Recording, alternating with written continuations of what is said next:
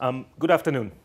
What I will present today is a work in progress on a research project about the history of dentists in Nazi Germany.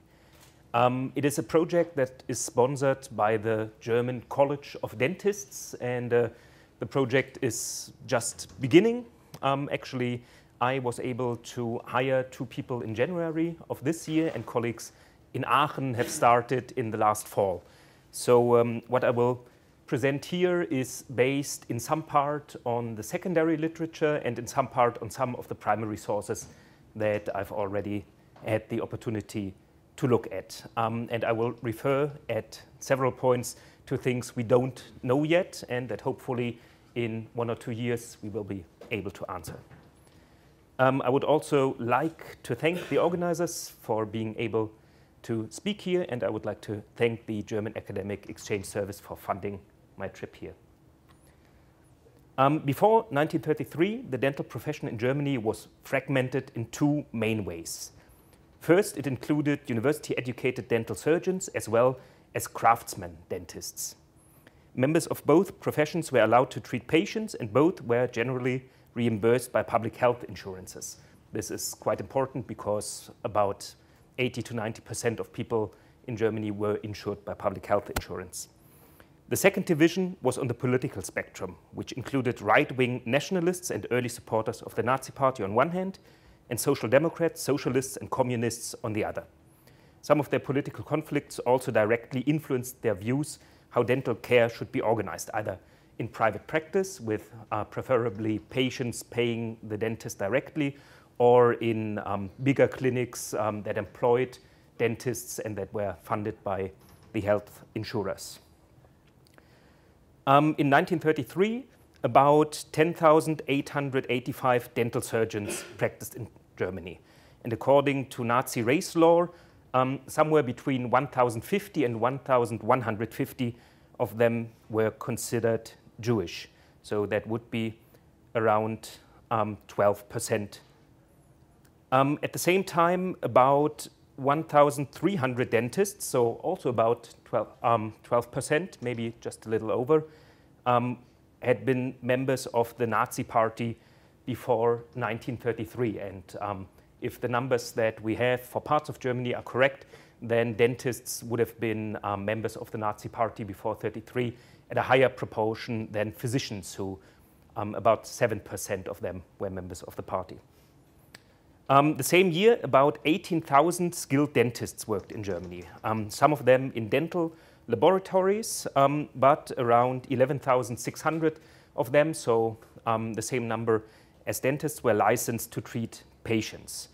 Their number rose a little bit in the 30s up to the 1940s. We have less reliable data on how many of them were considered Jewish, but our best estimates are somewhere between 450 and 650, which puts the number of Jewish skilled dentists at somewhere around 3.5% to 5%, so about half the percentage as academic dentists. As I've said, I will use the secondary literature in this talk, and I've also looked at some primary sources, including the journal Zahnärztliche Mitteilungen, which was the main journal of the official professional association. I've looked at the Zahnärztebücher, which is a dental surgeon's address book that also published news of the profession. And I have used a database of persecuted dentists that has been set up in Germany and that we are trying to improve on in our work. Methodically, I'm doing institutional history. I'm working with the biographies of persecuted dentists and dentists who were in power, and I'm doing social history in the sense of trying to explain the development of the dental profession in Germany in its social context. And as I have been before, I'm very interested in the interaction of medicine and politics. In previous work, I've shown that medicine and politics can be understood as resources for each other, and that means that the falling in line of members of the medical professions and of the dental professions with the Nazi regime can be understood as an exchange of resources. Each side has something, rhetorical arguments working for public health, that the other side wants. The state can offer money, can offer positions, can offer influence. And this kind of exchange of resources can explain some of the behavior of medical practitioners. Social demographics of dental surgeons in Germany were somewhat different from physicians. Many of them came from families that didn't have a tradition of sending their mostly sons to universities. Dentistry, academic dentistry, was a job that was seen as something to employ reserve officers coming out of the First World War. Similarly, dental surgeons earned a little less money than physicians. They had also suffered a loss of income after the financial crisis of 1929, when they saw their income decrease by about 25%. And that rose by about 10% per year after 1933. So they also had some economic interest in the new government, some economic investment in the new government. Dental surgeons blamed their inferior economic position as compared to physicians in part on their rivalry with skilled dentists. In part, their efforts to fall in line with Nazi health policies can be understood as an effort to curry favor with the regime and eventually gain a monopoly in the profession. That means drive out the skilled dentists who had not attended university. Subsequently, they established Nazi organizations and positions similar to the medical profession, including a Reichszahnärzteführer, a Reich leader of dentistry, and a Reichsführer der Dozentenschaft, a Reichsführer of university lecturers. The political readjustment of the Chief Professional Association of Dental Surgeons in Germany took less than a month. 2 weeks after the German people had elected the Nazi Party to power, Ernst Stuck, a dental surgeon from Leipzig, published an article titled National Revolution and the Reich Association of Dental Surgeons in the association's journal. Here you can see Stuck presiding over one of the meetings a few years later, and the decor leaves open no questions about his political affiliation, I think. Stuck had been a member of the Nazi Party since 1931 and the Nazi Physicians League since the same year. In 1932, he became an officer of the Nazi Party Office for Public Health, the Hauptabteilung Volksgesundheit, under his fellow dentist Bernhard Hörmann of Munich. Hörmann happened to be one of the first 2 dentists that was elected to the Reichstag. Both of them were on the Nazi Party ticket. In his article, Stuck pointed out the new directive of healthcare politics in Germany. He wrote, "Suprema lex salus publica." That means public health should be the first and most important priority. Just after noting that, quote, "a blind politics of particular interests would no longer be tenable," Stuck pointed out which measures would be best to serve public dental health.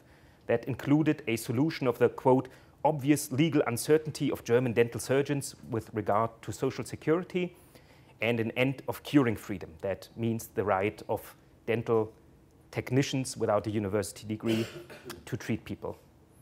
In practice, Stuck wanted to shift power from public health insurers to dental surgeons and exclude skilled dentists from treating those patients.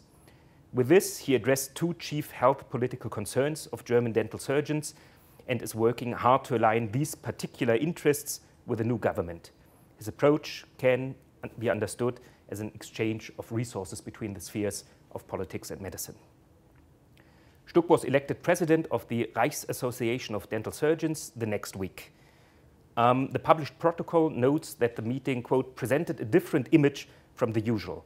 The gathering was under the exhilarating impression of the great national revolution. Many colleagues as delegates from the Reich had appeared in uniforms of the SA and Stahlhelm paramilitary organization. It is proof of discipline and certainly a good omen for German politics on a large scale that despite an apparently belligerent image, no discord disturbed the negotiations and differences were settled in the politest and most collegial manner on stage and in the background." Delegates of the meeting also sent notes of loyalty to the new government and, after Stuck had been elected, a second note of loyalty to the Reichschancellor Hitler personally. In the subsequent years, numerous Jewish and politically opposing dentists were driven into exile, while many of those who remained contributed rhetorically or practically to Nazi health policy. Some even sent patients with cleft lip or cleft palate to be sterilized, or they served as part of the SS managing the robbery of prisoners' dental gold, and you will hear more about that in Enno Schwantke's presentation in a few minutes. In the area of eugenic sterilization, dentists were concerned with persons with cleft lip and cleft palate. The conditions were known in the German literature as hare lip and wolf throat. Note that these terms might very well dehumanize the people with these conditions.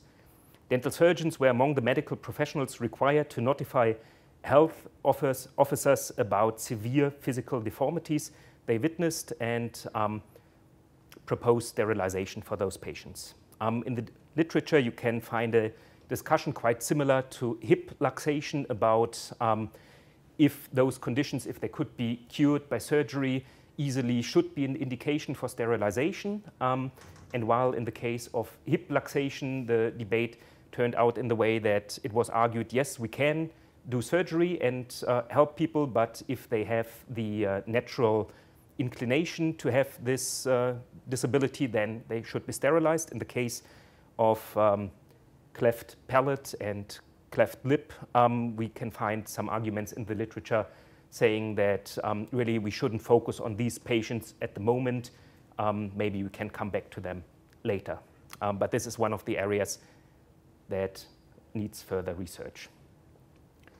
The exact number of dentists that forced out of the profession is not known. It's somewhere between 1,050 and 1,150, meaning that there would be about 10% of Jewish dentists. Of course, the numbers differed greatly by location. So, for example, in the city of Berlin alone, about 30% of dental surgeons were of Jewish faith. So that would probably mean that about 40 or 45% of them would be counted as Jewish by the Nazi authorities. Another around 50 dental surgeons were terminated from their jobs or from the public health insurance for political reasons alone. Of course, there was a very large overlap between people who were considered Jewish and were also considered social democrats or socialists. Dental surgeons suffered very similar discrimination to physicians. They were terminated from state positions. They were no longer allowed to be reimbursed for treating public health insurance and later private health insurance patients. And finally, in 1938, all of their licenses to practice dental medicine were removed. Immigration patterns also are quite similar to physicians. We know that by 1939, about 2/3 of them had emigrated. We're trying to find out the ways they took in our project. And we know that those who remained in Germany were mostly older. Average age was 60 years. And we know that there were courses available for some dental surgeons to retrain as dental technicians because this profession was less heavily regulated. So they could try to work as dental technicians in the countries where they emigrated to. This is an example of one of the dentists who emigrated, this Alfred Kantorowicz. He was born in 1880 in Posen. He studied dentistry and medicine in Berlin. That is quite typical at that point for people who are working in academic dentistry, that they have degrees in both dentistry and in medicine. He became professor extraordinary in Bonn in 1921. 2 years later, the first chair of dentistry there. And even though he was a specialist in oromaxillofacial surgery, he also made a name for himself in dental public health, especially screening school children for dental health. Kantorowicz, who was widely known as a member of the Social Democrat Party, was arrested in April 1933 and only freed in December of that year, and he promptly emigrated to Turkey, where he stayed until 1950. Because he was one of the top dentists in Germany, he could actually find a job. He received a professorship in Istanbul, and he returned to Germany in 1950 and died in Bonn 2 years later. One of the ironies of history is that among the physicians classified as Jewish or on the left side of the political spectrum, who practiced social medicine and social dentistry, were working very much for public dental health in the schools. And after the Nazis had driven all of them out, they re-established this field completely anew in Germany. I come to the second part, to the skilled dentists. The number of them was a bit higher, about 1.5 times as many as dental surgeons. The demographics are also different. The secondary literature tells us that they tend to live more in rural areas and they tend to be a bit more on the left of the political spectrum, but our preliminary research leads us to question this assumption, because if we look at Nazi Party membership before 1933 in part of Germany, then we also find that 12% of them were members of the Nazi Party before they were elected into power, so that would be the same as dentists. Dental technicians, skilled dentists, they went through a 3-year training. If they wanted to be state licensed to treat patients, they had to go through another 4th year of practical training. Dentists at the university were also trained for 4 years at that point. So really, probably there was not a lot of difference in the quality of healthcare that they offered. It is interesting to see that there's not a lot of research on those skilled dentists. That is because the profession ceased to exist in 1952. They became part of academic dentistry in Germany in that year, and they don't have a lobby anymore. So the people who are interested in the history of dentistry often tend to be dentists, and German dentists, they want to hear about their big scientific forefathers, and they don't want to hear about technicians who were incorporated into the profession. The skilled dentists established a bureaucracy very much parallel to their surgeon colleagues, even though it was a little bit slower to develop. In September 1933, the Reichsärzteführer Gerd Wagner chose a Bavarian dentist, Karl Schäffer, to become Reichsdentistenführer, so Reich leader for skilled dentists. Schäffer had been an early member of the Nazi Party, had been a good party soldier, but he had not even been a member of the professional association before. Schäffer stayed in power until 1938, when he was forced out of the profession because of some scandals involving lovers and embezzling money. He was succeeded only for 1 year by Josef Schmid, who then had to leave after 1 year because he was in favor of actually integrating skilled dentists with the academic dentists, and his profession didn't like that, and then he was succeeded in 1939 by Fritz Blumenstein, who became the 3rd Reichsführer of skilled dentists. The skilled dentists lobbied very much to keep their profession in place. There had been a struggle between academic dentists and non-academic dentists for 20 years already, and this organization into a Reichsführer of skilled dentists can be seen as them trying to radicalize their profession in order to have favors with the regime and in order to preserve their own profession. The number of Jewish dental technicians is also not at all clear. In census data, we find 653 dental technicians who claim Jewish faith. Again, if we think that maybe 1.5 times as many were classified as Jewish by the Nazis, then we would come to numbers around 5%, so about half the number as we have in the academic dentists.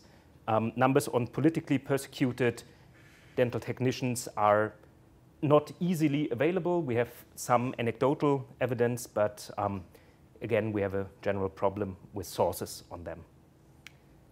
I've brought you this skilled dentist who was a member of resistance. His name is Paul Rentsch. He was born in 1898, worked as a dental technician in Berlin, and already quite early had provided dental aid, dental treatment to Jews who had gone off the grid, living in Berlin without documentation. And in 1939, he joined a resistance group called the European Union, together with, among other people, his wife Margarete, and with a prominent socialist Berlin physician George Großkurt and the chemist Robert Habermann. The group provided shelter, food, medical treatment, and false papers to persecuted people, and the group also helped some men to avoid military service by giving them drugs that would make it appear that they were unfit for service. After the bombing of Berlin began, Rentsch moved to his weekend house just outside of Berlin in 1943, and when the house was raided by the Gestapo, he and his wife were found there together with one Jewish woman they were sheltering. Members of this European Union resistance group were tried at the Volksgerichtshof, and 14 of them were sentenced to death, including Rentsch. Since 2006, he's remembered as a righteous among the nations by Yad Vashem. I come to my conclusion. The dental profession in Germany was a twice fragmented profession. Once between academic dentists and skilled dentists, and on the other hand, between people on the left of the political spectrum and people on the right. Both of the professions had some early supporters of the Nazi regime, and both of them fell into line rather quickly. Dental surgeons had fought for a strengthening of their position in opposition to health insurers and for a unified dental profession. That means an integration of skilled dentists into their academic profession. Within the profession of dental surgeons, right-wing members had long been in opposition to clinics run directly by public health insurers, while left-wing surgeons were in favor of those clinics because they provided affordable dental care. Skilled dentists, on the other hand, were aware of the very real danger of their profession being absorbed by dental surgeons and entrenched themselves to resist this. The two branches of the dental profession established rival bureaucracies centered on a Reichszahnärzteführer and a Reichsdentistenführer.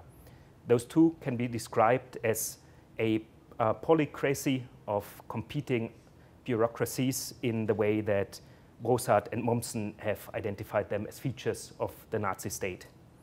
This led to the two professions being in a competition of radicalization in order to retain favor of the regime and extend their power and competences.